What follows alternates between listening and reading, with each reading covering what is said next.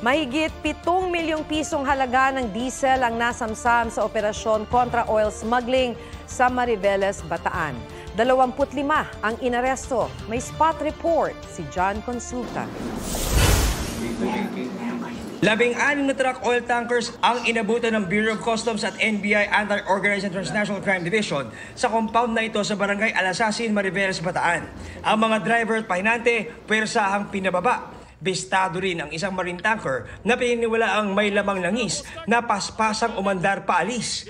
Pinasok naman ng NBI ang nakadaong na barkong MT Lorna na may kargang libu-libong litro ng langis. Base sa kanilang investigasyon at surveillance, sangkot sa oil smuggling ang ilang barko at mga personalidad sa probinsya. Doon sila sa laot muna, siguro mga 5 sila doon. Tapos by twos, dumadaong sila dito sa area. Tapos makikita na natin yung mga sunod-sunod na pasok ng truck. Sa nakuwang oil samples ng BOC, nakumpirmang walang markers sa mga inabutang langis na indikasyong smuggled ang mga ito. 25 tao na inabutan sa compound ang inaresto. Maharap sila sa patong-patong na kaso, kabilang ang fuel smuggling. Nasamsam naman ang 136,000 liters ng diesel na nasa mahigit 7 million pesos ang market value.